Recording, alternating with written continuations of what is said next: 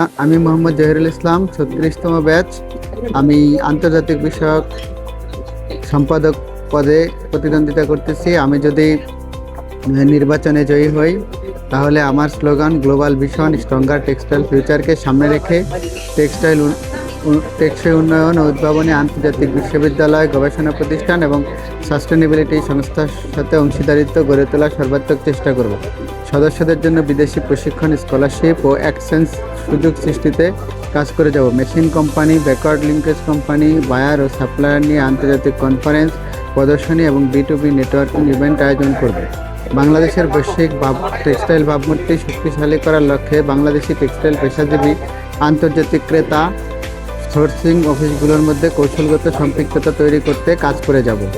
বাণিজ্য মন্ত্রণালয়, ইপিবি, পররাষ্ট্র মন্ত্রণালয় এবং বাংলাদেশি দূতাবাসগুলোর সাথে যৌথভাবে কাজ করব। আইটিটিকে একটি আন্তর্জাতিক পরিমণ্ডলে শক্তিশালী পেশাজীবী সংগঠন হিসেবে গড়ে তুলতে কাজ করে যাব।